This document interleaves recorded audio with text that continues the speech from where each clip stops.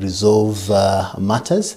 And you'll find that much as it is a useful tool, it is hated in equal measure in some organizations. There are some people who hear about meetings and they get very tired even before they have attended the meeting.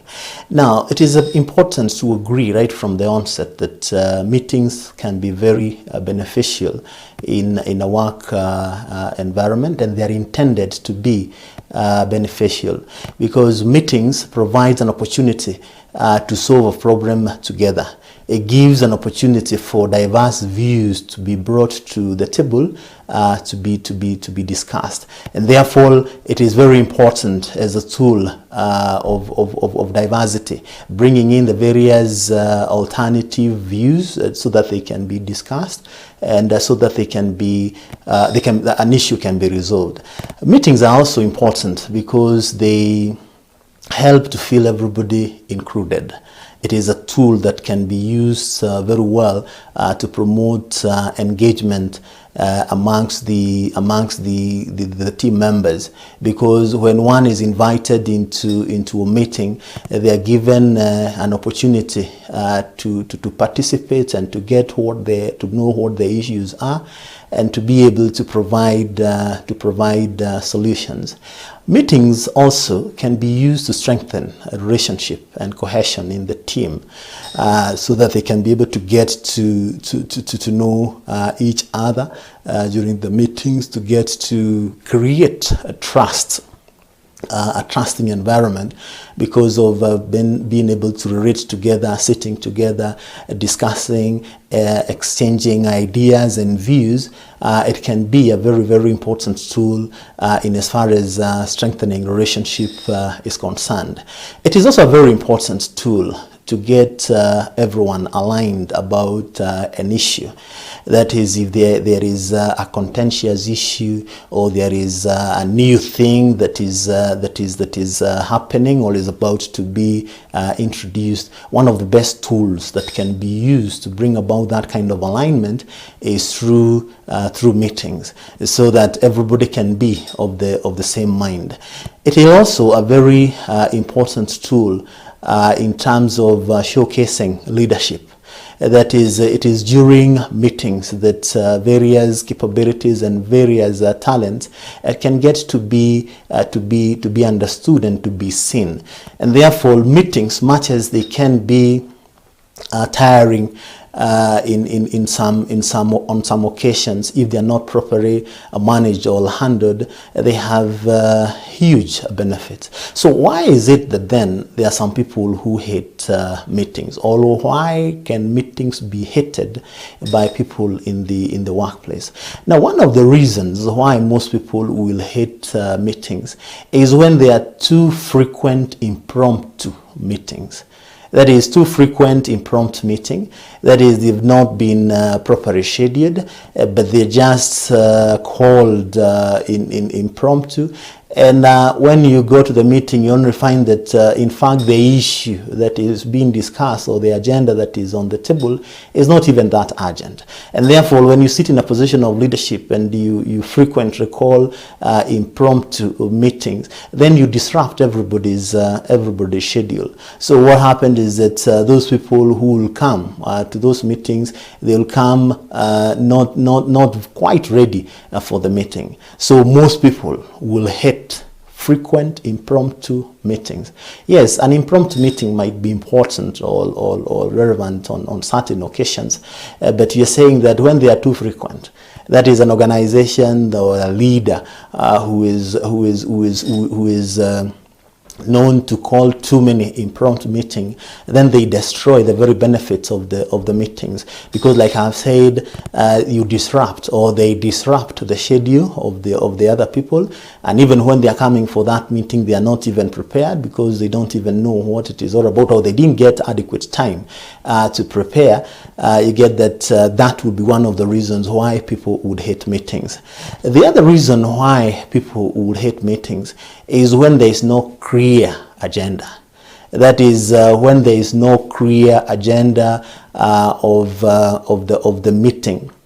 You'll find that then the meeting may continue. It is directionless. There is a lot of talking, but you find that if you are to inquire, or if you are to scratch the surface a little bit, you'll find that that meeting is unnecessary, or the time that you're spending there is not time that is well spent, because the agenda is not very clear. And even when the agenda is not shared well in advance, so that everybody can be able to think through the issues and prepare appropriately, and they are ambushed with the agenda, then you find that that is one other reason why people will be very upset or annoyed or hate meetings and actually not participate or give enough value.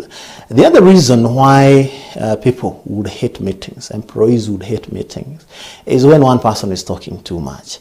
That is, you get one person is dominating all the conversation. That is, one person is taking all the time.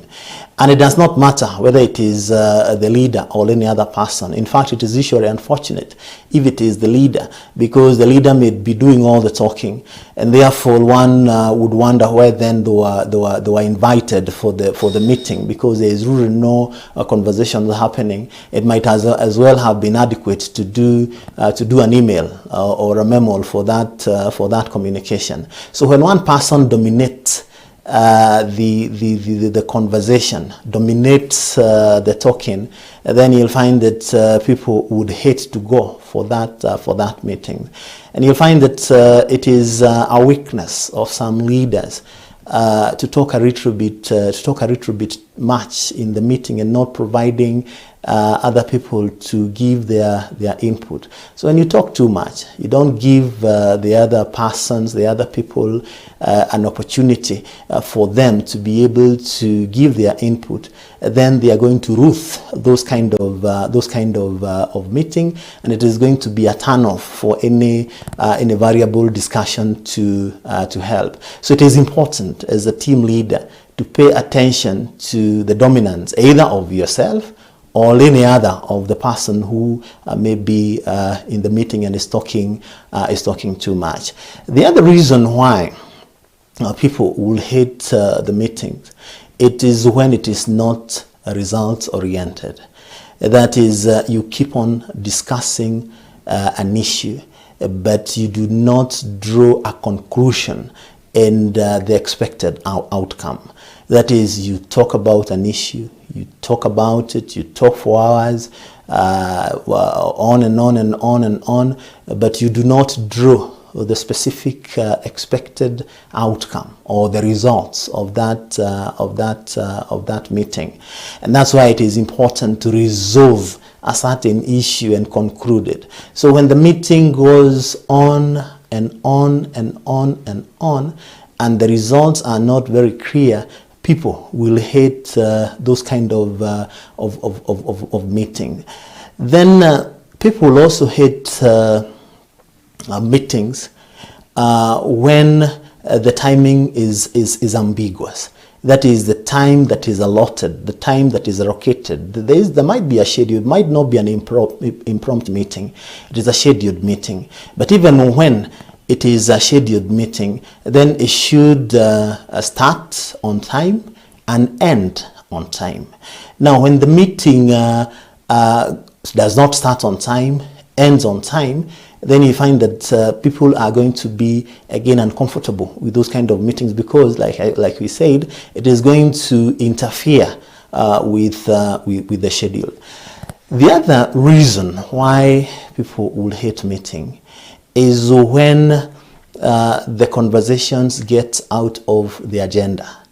That is, the conversations completely shift from what was at hand being discussed, and it goes on to other issues that are not directly related to the agenda that has been set out. Now, it's usually very unfortunate, particularly when this is done by the team leader. who may get into the trap of talking about their pet subjects or talking about things that they are passionate about, and they forget that that was not part of the agenda. What will happen is that people will start losing those kind of meetings, and it will only be a question of time that they will become useless. And when you sit in a position of leadership and you let the meeting to veer off the agenda, you may find that you might be the only one who is in the meeting. You might be the only one who is talking because everybody else has shut off because it's not sticking to the agenda. So how then can you be able to know that you're running a bad meetings? How can you be able to evaluate your meetings and know that your meetings are literally not good meetings and they are not helpful, and the participants are not happy, much as they may look that may look like they are happy? Now, one of them, like you said, is when your meetings rumble on and on and on without a clear purpose. And even when there is an agenda, no one seems to be following that agenda. Now, when your meetings rumbles on and on and on, and you may want to ask yourself, how long do your meetings take, and why do they take that duration of time? Is it that you don't stick to the agenda? Is it that you veer off the agenda? Is it that you did not have an agenda in the first place? So one of the important characteristics of a bad meeting is when the meeting rumbles on without a clear purpose, and even when you have set the agenda, then nobody seems to stick to the agenda. You know that you're running a bad meeting if you're the team leader and the people are doing their own thing during the meeting. They're texting, they're talking on phone, they're responding to email or unrated conversation. Of course, it's only too easy for the leader to become upset. But even before you become upset by what the people are doing, then you do well to ask yourself the value of that meeting to the people who are in the meeting, particularly because if the meeting is valuable to them and it is time that is well spent, you can be sure that they will not be doing their own thing. So one of the indicators that you're running a bad meeting is when people start doing their own thing, their own things. It means that the meeting is no longer engaging, it is no longer important to them, and therefore that's why they are finding it helpful or important to do other things. You also know that you're running a bad meeting if people show up when they're not prepared. That is, people come for the meeting, they haven't read the report, they haven't read the document, they don't seem to have researched on the issue at hand. Now that is an indication that you're running a bad meeting. Now we want to say the people are lazy, or the people are not interested, or the people are not engaged. Like we said, it is a question of the leadership to ask, how relevant is that meeting to all the people who've been invited, and is it time well spent for them? You also know that you're running a bad meeting, like you've mentioned, when you do not have a closure on an issue. You go in one meeting, another meeting. In fact, it is not often uncommon for some of the participants to mention that matter has been discussed. If you did not have a closure the previous time, you get people say, this matter we have discussed it, we discussed it the other meeting, we have discussed it for years, because you do not have a closure to an issue. You only talk around the issue, but you don't get to dealing with the issue. Now that is an indication of a bad meeting. Now it is also an indication of a bad meeting, like we mentioned, when the conversation are dominated by a few people or just the leadership. That is, you get only the leadership is only the team leader is doing most of the talking, or together with a few of the people who are in the meeting. It might be a question to ask it might be time to ask yourself a few questions, because what will happen then when you're running the bad meeting, people will leave the meeting tired, frustrated, angry, and even depressed. And you'll be able to see it just looking at their faces. You can be able to see whether the meeting was actually helpful or whether the meeting was important at all, including yourself. If you call the meeting and you leave the meeting frustrated, angry, and even depressed, then it means that you are running a bad meeting, and it is time to reflect and ask yourself a few questions. So how then can you be able to learn an effective meeting, to hold an effective meeting? The very first thing that you do well for yourself is when you make your objective clear. That is, the purpose of the meeting is clear. What you expect, the output is clear right from the beginning, that the purpose of this meeting as per the agenda is this one, and the expected outcome is clearly stated. The number two thing that is helpful for one to hold an effective meeting is to consider who is invited. That is, who is invited into that meeting and why. Is everybody who is invited relevant to the issue that is being discussed? Because you'll find that the people who might be invited, whose conversations that are who might not be directly concerned with the issue that is being discussed, they are the people that you will find doing their own things during the meeting. They're the people who will walk out, they're the people who will text, they are the people who will be on their laptops, because the issue that is being discussed does not directly concern them. So it is important to consider who is invited for the meeting. The other important thing to do for the meeting to be effective is to stick to the agenda. That is, sticking to the agenda, the matter that had been clearly outlined as per the objective. It's often only too easy to drift out of the agenda because of the conversations that you may have about the particular issue, but then you find that you have veered off the agenda. It helps to remind yourself that you cannot resolve all matters in one meeting. And because you cannot resolve all organizational matters in one meeting, it is important to stick to what you had identified as important and urgent, and therefore the reason why you had called for the meeting. But when you veer off the agenda, then the meeting is not going to be very effective. And particularly where the veering of the agenda is talking about personal issues as it were, or pet subjects, which is usually a weakness of some leaders who would bring in the issues that they are very passionate about, forgetting that not everybody is passionate about those kind of issues. It also helps to start and end on time. You agree on the time that you're going to start, and everybody should be there on time, and then you end on time. Like I said, it is not possible to solve all issues of an organization, of all issues of a department or a section in one meeting. That's why it helps to set the agenda clearly. And then you say, for this one, we are going to take this amount of time. You're going to start at this time, and you are going to end at this time. So that even if there are other issues that are identified to be important and even urgent, if they are found to be important and urgent, then they can be rescheduled at an appropriate time. And it's also important to even reconsider who then is in the meeting for the time being, because an issue might be important and urgent, but even the composition of the meeting then is not the right one to discuss the particular issue, and even the level of preparedness, because it is a matter that has come in, it has been introduced into the meeting.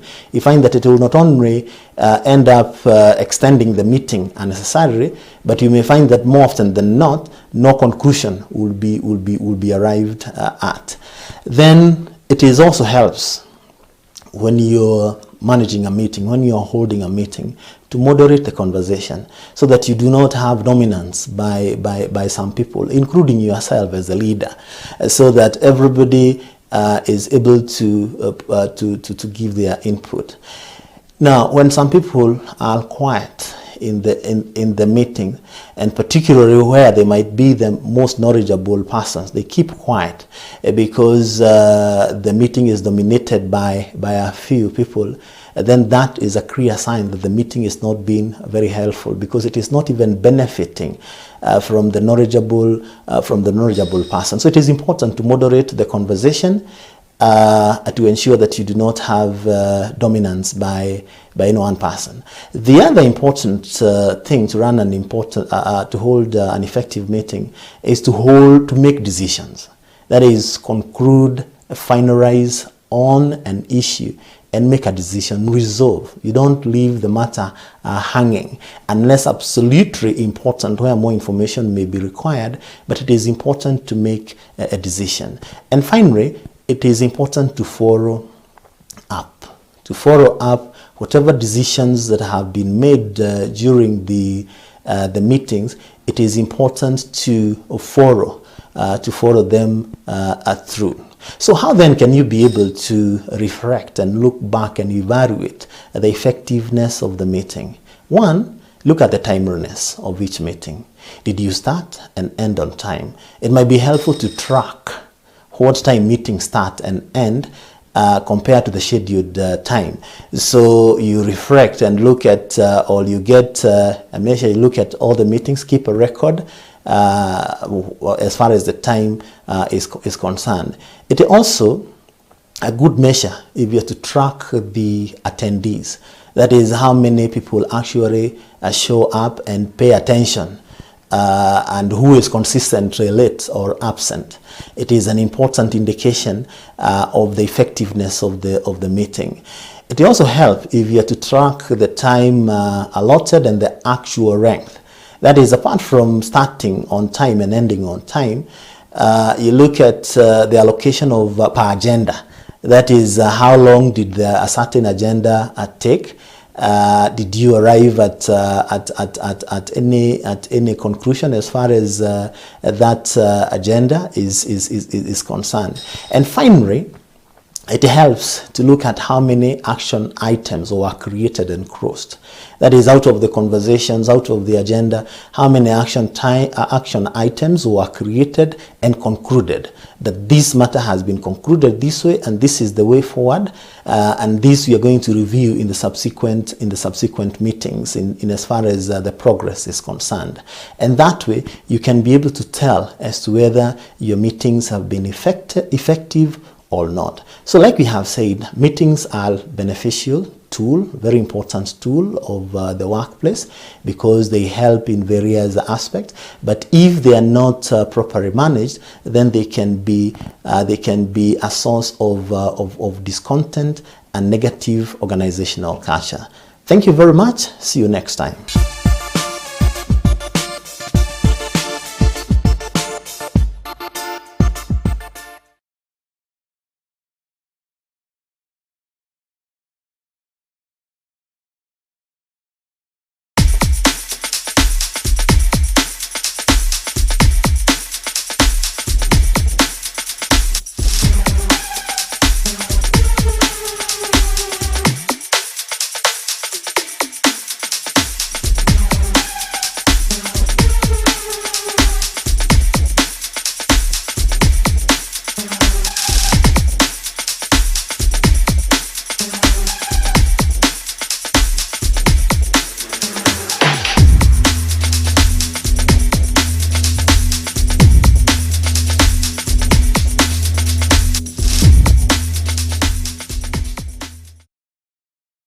Why? Because he hears. His ear is not deaf.